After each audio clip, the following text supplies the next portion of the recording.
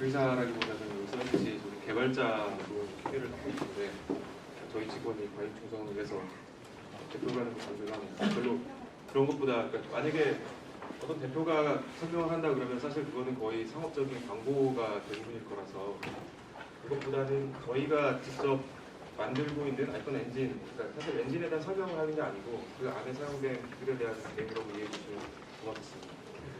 그 아파치 주키퍼는 사실 분산 시스템을 만드는데 굉장히 잘 이용되는 빌딩 블럭입니다. 근데 게임 서버 쪽에서는 사실 의외로 소개가 많이 안 돼 있고요. 저희 쪽에서 분산 시스템 구현을 위해서 그러니까 저희가 아이폰 엔진이 분산 모드로 동작을 하는데 그거를 구현하기 위해서 주키퍼를 이용을 했습니다. 그래서 어떤 방식으로 이걸 활용을 했는지 그거에 대한 내용을 설명을 드리도록 하겠습니다. 일단 제 설명 내용은 이게 넘어가네요.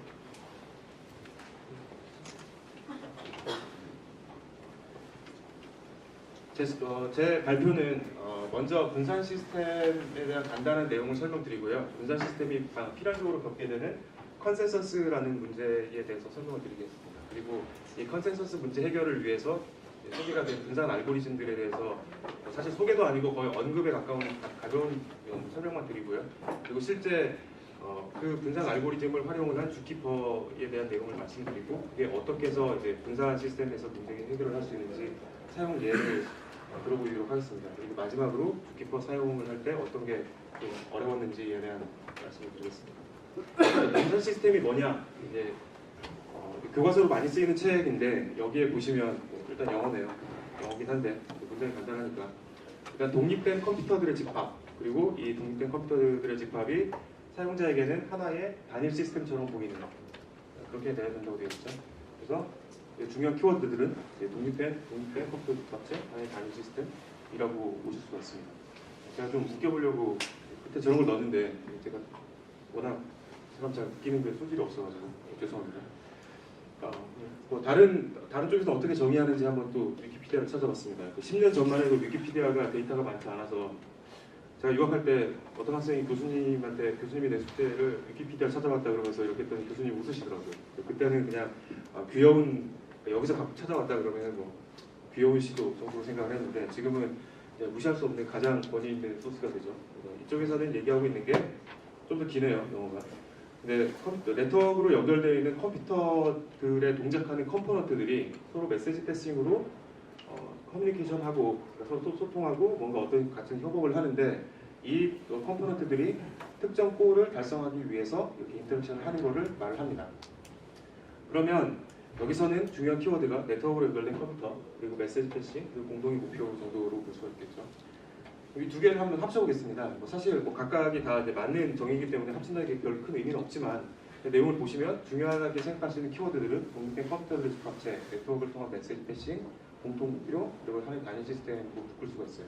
그리고 문장으로 만들어 보면 독립된 컴퓨터들의 집합체들이 네트워크를 통한 메시지 패싱을 통해서 공통의 목표를 달성하기 위한 시스템이고요. 이 시스템은 사용자에겐 하나의 단일 시스템으로 보이게끔 하는 게 분산 시스템입니다. 그러면 여기서는 컴퓨터, 네트워크 이런 표현을 썼는데 사실 이게 약간 오해의 소지가 있어요. 왜냐하면 컴퓨터라는 게 물리적인 기계만을 말하는 게 아니라 어떤 독자적으로 컴퓨팅을 할 수 있는 유닛을 생각을 하실 수도 있거든요. 그래서 컴퓨터를 프로세스라는 용어로 바꾸겠습니다. 그리고 네트워크도 만약에 한 기계 안에 여러 프로세스가 존재하는 경우는 컴퓨터 네트워크가 아니라 내부에서의 IPC나 그런 다른 방식으로 메시지 패싱 가능하니까 네트워크 부분도 빼고요. 그리고 어차피 점과 선의 연결 관계가 네트워크이기 때문에 프로세스들이 커뮤니케이션 채널을 갖고 있으면 그 자체를 네트워크로 볼 수도 있습니다.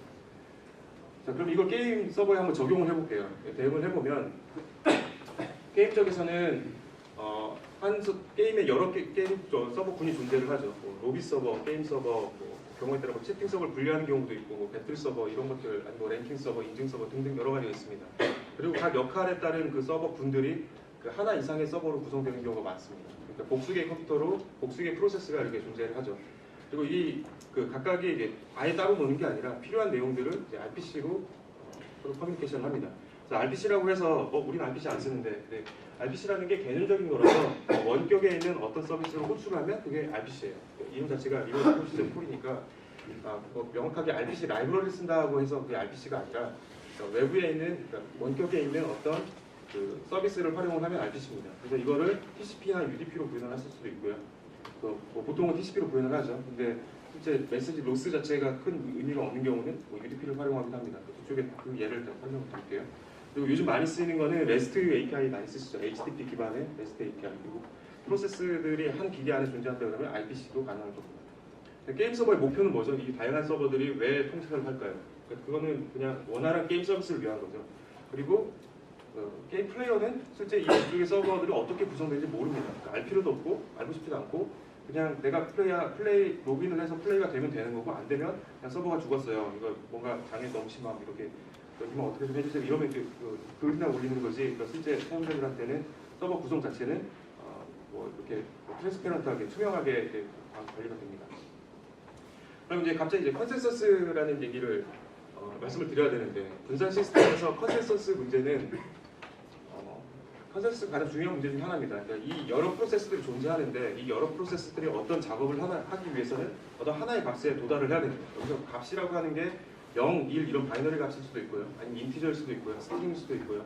아니면 좀 더 복잡한 의미의 그 결론일 수도 있어요. 예를 들어서 뭐 분산 트랜잭션을 구현할 때 이 내용을 커밋할지 아니면 어버트할지에 대한 내용도 값에 해당됩니다. 그리고 마스터 슬레이브를 구축을 했을 때 누가 마스터가 될지 그리고 그 마스터가 죽고 다시 일렉션을 다시 해야 될 때 누가 다시 마스터가 될지 이런 것들도 그 여러 프로세스들이 공통으로 이제 동의해야 되는 하나의 의견 일치를 봐야 되는 내용입니다. 그래서 값보다는 어쩌면 스테이트라는 말이 좀 더 잘 어울릴 수도 있는데요.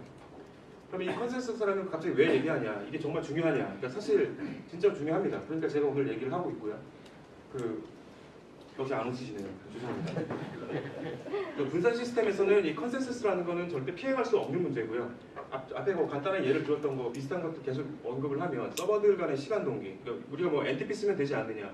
NTP도 실제 NTP 서버라는 애가 코디네이터로 동작을 해서 다른 서버들이 그 시간에 의견 일치를 만들게 도와주는 겁니다. 그리고 NTP 같이 뭐 그런 방식이 아니라 서버들 간에 로지컬 클럭을 활용을 할 수도 있고요. 이 로지컬 클럭 같은 경우는 말 그대로 정말로 각 서버들이 그러니까 분산 알고리즘을 각각 돌려서 의견 일치를 봐야 됩니다.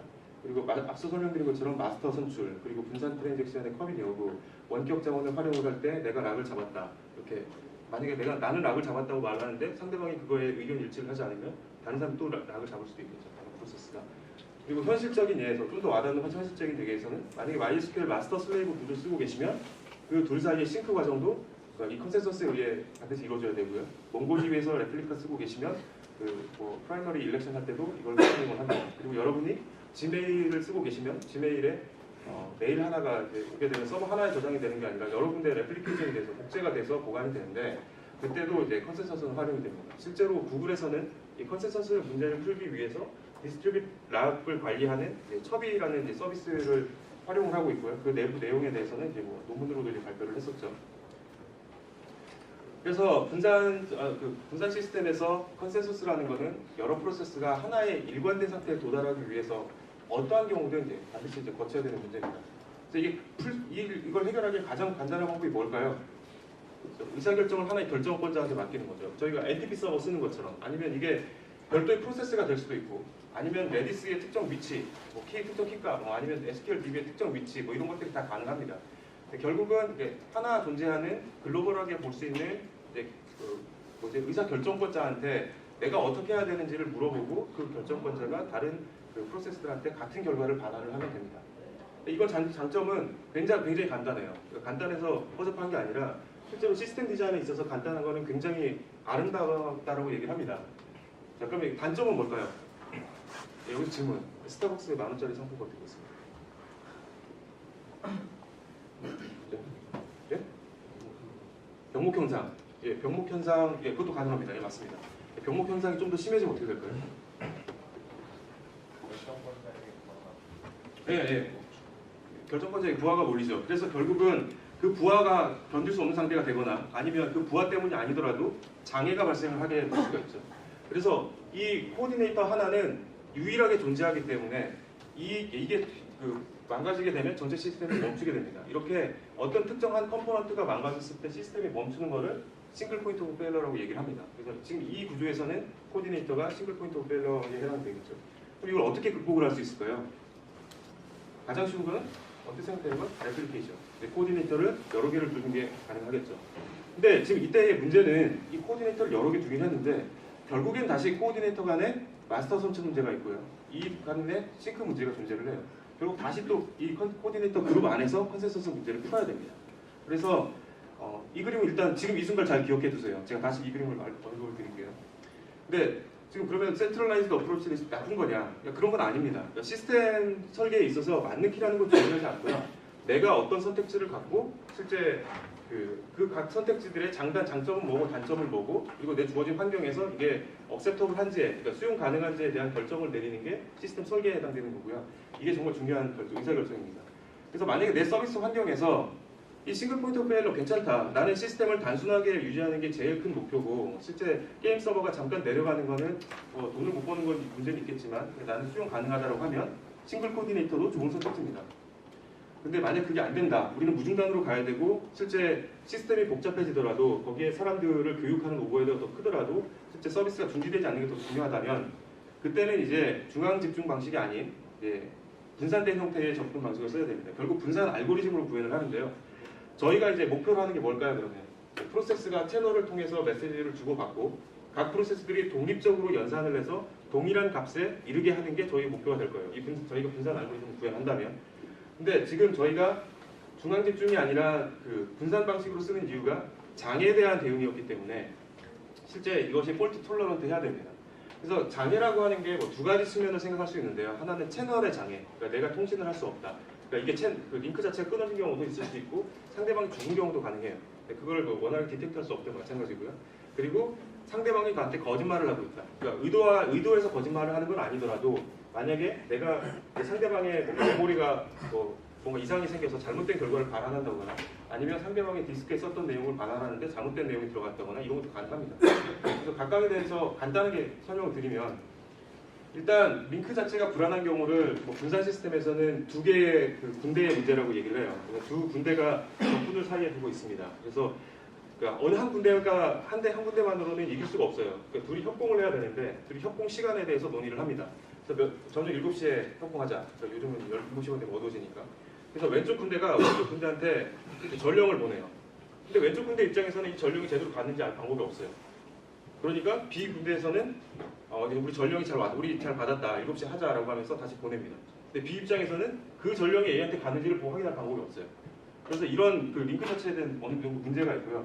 이거 자체가 이렇게 완전히 언릴라이블하다 그러면 사실 문제는 풀 수가 없고요. 그래서 대부분의 경우는 일정 부분에 대한 이제 바운드를 정합니다. 그러니까 언제까지 오지 않으면 실패라든가 그런 형태로 바운드를 합니다. 두 번째는 앞에 거는 그냥 단순한 실패예요. 근데 두 번째는 이제 거짓말을 하는 애들이 나옵니다. 그래서 비잔틴 제너럴이라고 해서 저는 처음에 이게 뭔 말인지 저도 이해를 잘 못했었는데 이거는 이제 비잔틴 제국에서 장군들 중에 거짓말하는 장군들이 나오기 시작합니다.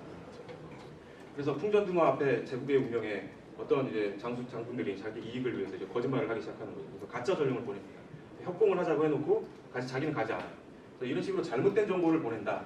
앞서 설명드린 것처럼 잘못된 정보가 의도한, 그러니까 악의적인 거든 아니면 의도하지 않았고 데이터 코럽션에 의한 거든 이런 방법이 가능합니다. 이 두 가지를 다 해결하는 게 아니라, 그러니까 일단 이 두 케이스들이 존재하는데 내가 만드는 분산 알고리즘이 이것들을 어느 정도까지 커버할 수 있는지가 실제 분산 알고리즘의 속성 중에 하나로 이해될 수가 있습니다. 그래서 컨센서스를 푸는 가장 유명한 알고리즘은 팩소스라는 알고리즘이고요. 이 팩소스는 거의 모든 부분에 많이 써요. 마이크로소프트 리서치에 있는 레슬리 레포트라는 분이 1980년대에 논문을 내셨는데, 89년에 논문을 내셨는데, 사실 거의 10년 정도까지 아무도 이거에 대해서 중요성을 잘 모르고 있다가 한 10년째 지나서 다시 저널에 같은 논문이 나옵니다. 그래서 그때 이제 사람들이 이게 굉장히 중요한 논문이다라고 이제 이해를 하게 됩니다. 사실 레슬리 레포트 이분은 굉장히 이제 조용하게 생기셨잖아요. 점잖게 생기셨는데, 사실 저도 마이크로소프트 리서치 인턴 할 때 리서치 인턴 대상으로 이분이 강연을 하셨어요. 실제로 굉장히 좀 조용하신 분이고요. 이분은 관심 있으신 분들은 아시겠지만 2013년도에 튜링 어워드를 받으신 분입니다. 그래서 튜링 어워드를 받으신 게 분산 시스템 구현에 있어서 로지컬 클락, 그러니까 우리가 알고 있는 시간이 절대 시간이라고 생각하는데 그게 아니라 논리적으로 이게 시간 1초가 같다. 1초가 절대적인 의미의 1초가 아니라 1초가 같다라는 로지컬 클락 부분과 지금 이 설명드리는 팩소스를 이용한 스테이트 머신 레플리케이션, 그러니까 각 프로세스들이 서로 떨어져 있는 프로세스들이 스테이트 머신을 동일하게 돌릴 수 있는 방법에 대한 연구 기여로 튜링 어워드를 받으셨어요. 그래서 팩소스 좀 살아 계시고요. 네, 팩소스는 머리가 하얘서 혹시 오해하실까? 죄송합니다. 네. 그 팩소스는 가정하는 게 프로세스는 죽을 수 있다. 근데 여기서 얘기하는 건 거짓말은 하지 않는다. 그래서 비잔틴 제너럴 프로블럼에 대해서는 비잔틴 폴트에 대해서는 핸들링하지 않습니다. 그래서 이거의 변종이 비잔틴 제너럴에 대한 문제를 해결하는 비잔틴 팩소스라는 게 또 따로 있어요. 어쨌든 기본 팩소스는 프로세스는 죽을 수는 있지만 거짓말은 하지 않는다. 그리고 메시지 통신에 있어서 메시지는 유실되거나 순서가 바뀌거나 아니면 중복될 수 있다. 그러니까 결국은 릴라이어블한 채널은 보유하지 않는다는 거죠. 그러니까 링크에 대한 그런 이슈에 대해서는 이렇게 합니다. 그래서 꼭 굳이 TCP로 구현하지 않아도 돼요. 팩소스는. 그래서 팩소스가 그럼 이 가정하에서 보장해줄 수 있는 거는 이제 프로세스들이 모두 같은 순서로 입력을 처리한다는 걸 보장합니다. 근데 이게 말을 약간 좀 헷갈리실 수 있는데 같은 순서로 입력을 처리한다는 게 만약에 입력이 3개의 프로세스에 각각 하나씩 도착해요. 이제 1, 2, 3 이렇게 도착했는데 그걸 1, 2, 3으로 처리한다는 게 아니라 1, 2, 3이 됐든 1, 3, 2가 됐든 2, 3, 1이 됐든 세 프로세스가 모두 동일한 순서로 처리를 한다는 걸 보장한다는 겁니다. 그러니까 실제로 1, 2, 3으로 된다는 걸 보장하는 게 아니에요. 근데 이 문제는 뒤쪽에 다시 언급을 하겠지만 나중에 각각 리퀘스트에 대한 의존성이 존재하는 경우에는 문제가 발생합니다. 그리고 프로세스가 과반수 이상이 살아있다면 컨센서스에 도달하는 것을 보장을 해줍니다. 그래서 팩소스가 실제 구글의 첩이 아까 제가 아까 처음에 앞서 말씀드렸던 구글에서 사용하는 디스트리뷰트 락킹에 대한 분산 락에 대한 구현인 첩이와 카산드라 같은 경우에 굉장히 광범위하게 사용되고 있고요. 그러니까 다른 여러분들이 분산 시스템을 보면 내부적이 거의 팩소스 구현되어 있다고 보시면 돼요. 근데 아까 앞서 말씀드린 것처럼 팩소스가 보장하는 것은 각 프로세스들이 동일한 순서로 처리한다지 실제 이 처리 순서가 언제나 똑같다는 아니거든요. 그래서 만약에 이 리퀘스트 자체에 의존성이 존재할 경우에 리퀘스트가 1, 2, 3이 왔어요. 그리고 이렇게 순서대로 처리가 돼야 돼요. 근데 1번이 처리되고 처음에 프라이머리가 죽었다고 합시다. 그럼 2, 3이 처리돼야 되는데 다시 선출된 프라이머리는 만약에 이거를 3, 2로 해서 모든 프로세스가 동일하게 3, 2로 돌릴 수도 있어요. 팩소스는 그 2, 3으로 보장을 하지 않고 모든 애들이 동일한 순서로 간다를 보장하거든요. 그럼 이렇게 되면 말씀드린 것처럼 내부 스테이트를 업데이트하는, 그러니까 뭐 차분값, 델타 값을 업데이트하는 형태의 그런 연산들 같은 경우에는 문제가 발생합니다. 그래서 이거를 방지하기 위해서는 이제 만약에 팩소스를 쓴다 그러면 내가 리퀘스트를 보내고 답이 올 때까지 기다렸다가 다음 걸 보내고 답이 그렇게 식으로 내가 외부에 이렇게 큐 형태로 작업을 해야겠죠. 그러면 결국은 단위 시간당 처리할 수 있는 오퍼레이션 수는 굉장히 많이 떨어지고요. 그러니까 스루풋이 떨어지고.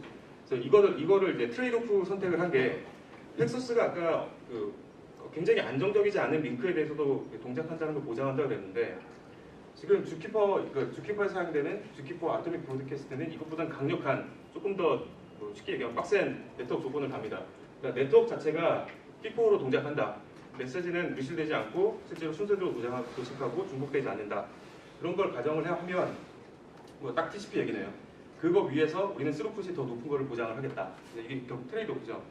그래서 잽 같은 경우는 그러니까 주키퍼 아토믹 브로드캐스트 같은 경우는 입력이 들어올 때 타임스탬프를 찍습니다. 그리고 이 타임스탬프가 토털 오더링을 보장을 합니다. 이 토털 오더링이 뭐냐?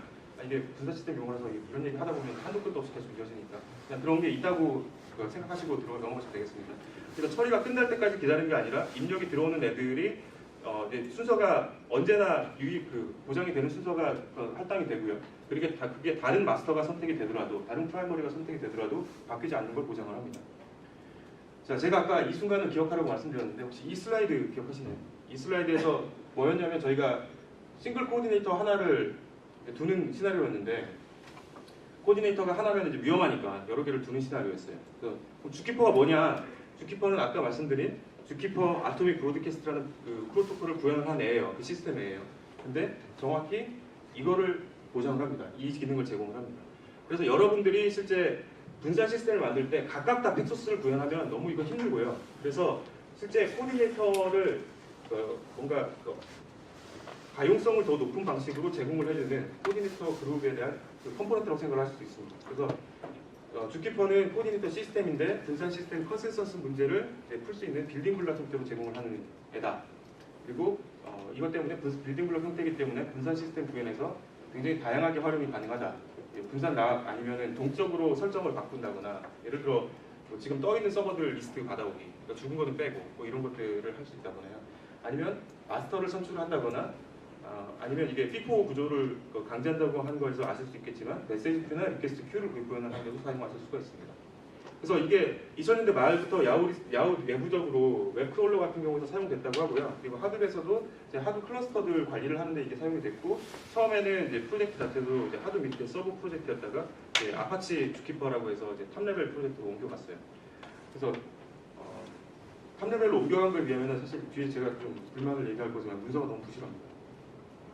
그래서 주키퍼는 파일 시스템과 유사한 계층적 구조를 제공합니다. 이게 무슨 말이냐면 제가 이제 컨센서스를 요청을 해야 되잖아요. 그러니까 누구한테 그 의사결정권자한테 요청을 할 때 그 요청에 대한 그 결과를 얘가 저장을 하고 있다가 다른 프로세스들이 같은 의사결정을 요청을 하면 같은 애를 반환을 하는 거예요. 근데 그 데이터 구조가 파일 시스템과 비슷합니다. 그래서 제가 디렉토리 만들고 그 밑에 뭐 파일 디렉토리 만들고 폴더 만들고 그 파일을 만드는 것처럼 여기에서도 이렇게 뭐 제가 노란색으로 표시한 거에서 보실 수 있듯이 뭐 디렉토리처럼 뭐 테스트라는 밑에 서버스라는 밑에 서버 리스트를 둔다거나 이게 가능합니다. 그래서 파일 시스템에서 뭐 iNode라는 표현을 쓰는 것처럼 여기서는 주키퍼니까 Z노드 이렇게 쓰고요. 그리고 파일 시스템에서는 디렉토리와 파일이 구분이 되지만 여기서는 그 구분이 없고 모든 Z노드는 데이터와 칠드런을 다 동시에 가질 수가 있어요.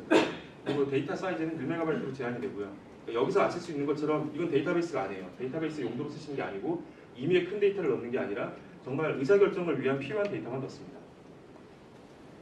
그러면 주키퍼가 뭐 이런 거 외에 뭐 좀 유용하게 쓸 수 있는 기능들을 제공하는 게 있는데 이게 임시노드라는 개념을 제공을 해요. 이게 뭐냐면 내가 주키퍼에 연결을 해서 어떤 특정 노드를 만들고 내 연결이 끊어지면 그 노드가 자동으로 사라지게 할 수가 있습니다.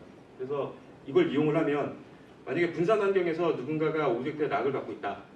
네, 뭐 보통은 이런 문제가 어려우니까 DB를 이용을 하시죠. DB가 이제 코디네이터가 되는 형식으로 하는데 DB까지 가는 게 굉장히 오래 걸리니까. 근데 분산 락 자체를 가볍게 만들어서 락에다 해드릴만 하고 싶다. 근데 락을 빌려간 애가 죽었어요. 알 방법이 없잖아요. 근데 그런 경우에는 임시노드를 쓰면 락을 가져나간 애가 죽는 순간 걔가 만들었던 그 락에 대한 노드가 사라집니다. 그 락이 풀리게 되는 걸 보장할 수가 있고요. 그 순차 노드라는 거는 같은 이름의 그 Z 노드를 만들어도 순차 노드로 만들면 주키퍼가 알아서 뒷부분에 .1, 2, 3, 4, 5, 6, 7 이렇게 순차적으로 숫자를 붙여줍니다. 그래서 이걸 뭐 리퀘스트 큐 같은 거를 만들 때 쓰실 수 있고요. 그리고 파일 시스템과 같은 구조라 그러니 그러니까 트리 구조니 제가 그 안에 어떤 일이 발생하는지를 매번 찾아가면서 보는 건 현실적으로 불가능해요. 그래서 그거에 대해서 알림을 받을 수 있도록 워처를 등록을 할 수 있습니다. 특정 노드에 워처를 등록을 하면 거기서 노드가 삭제되거나 데이터가 바뀌거나 이게 뭐 칠드런이 만들어지거나 칠드런이 삭제되면 제가 그 알림을 받을 수 있게끔 구현이 되어 있습니다. 자, 그러면 굉장히 길게 설명했는데 주키퍼 그럼 이용을 해서 실제 뭐 사용하라는 걸 예를 한번 들어볼게요. 제가 만약에 로비 서버에 로그인을 하고 뭐 채널로 만든 게임이라고 합시다. 채널 리스트가 있는데 이 채널 리스트가 고정이 아니고 늘어날 수가 있고요. 그리고 어떤 채널은 이제 중간에 서버가 죽은 경우도 있을 거예요. 지금 같은 경우에는 만약에 제가 고정된 형태로 하면 그 죽은 채널에 접근을 하려면 연결이 안 됩니다. 연결이 안 돼서 실생물에 걸립니다. 죄송합니다. 네. 하여튼 연결이 안 되는 문제가 발생하는데요. 농담은 하지 않겠습니다. 근데 지금 저희는 하고 싶은 게 실제로 지금 돌고 있는 채널만 리스트를 클라이언트한테 보내주는 걸 하고 싶어요. 그러면 하는 방법이 게임 서버는 자기가 뜰 때 자기의 유니크 아이디를 할당을 합니다. 그리고 이 유니크 아이디가 나중에 리부팅이 돼도 그러니까 동일하게 유니크 아이디가 할당되게끔 만드는 게 더 좋겠죠. 어떻게 만들지 한번 생각해 보시고요. 그래서 서버스라는 그 Z노드 밑에 자기 유니크 아이디 형태로 Z노드를 하나 더 만들고요. 그거의 데이터는 자신의 IP하고 포트를 넣어요. 그리고 자기 걸 등록을 하고 나서 이제 뭐 하고 나서 하든 뭐 먼저 하든 자기가 뜨기 이전에 이미 등록한 사용자들이 있을 수 있으니 그 서버들이 있을 수 있으니 그 서버스 밑에 있는 내용들을 순회를 하면서 어떤 UID에 어떤 IP 포트가 있는지를 찾습니다. 그리고 이렇게 되면 이제 이전에 있던 걸 자기가 알게 되고 그리고 자기 자신의 것도 등록을 했죠. 그리고 나서는 이제 나중에 등록되는 애들에 대해서 알기 위해서 서버스 밑에 워처를 등록을 합니다. 그러면 이제 다른 서버가 등록을 하게 되면 제가 알림을 받고 그거를 갱신을 할 수가 있겠죠. 자, 그러면 여기서 질문. 게임 서버가 죽을 때 다른 서버가 이걸 자동으로 알게 하려면 어떻게 할까요? 스타벅스 상품권 드리겠습니다. 예. 예, 맞습니다. 정답. 예. 뭘 임시노드로 만들까요? 예? 그러니까 임시노드 설정 플래그를 어디에 꽂으면 될까요? 아니 그러니까 서버스 밑에 자기 UID에 임시노드 만들면 되겠죠. 네, 맞습니다. 그러면 그럼 게임 서버를 이제는 저는 지금 여기에 등록된 모든 게임 서버의 리스트를 그냥 단순하게 긁어왔는데, 그러니까 플랫하게 긁어왔죠. 근데 만약에 이거를 계층적으로 역할별로 묶고 싶다, 그룹핑하고 싶다, 그럼 어떻게 하면 될까요? 굉장히 쉽습니다. 이것도 생각해 볼게요. 예, 맞습니다. 서버스 밑에 이제 그룹 단위로 만드시면 되죠. 네.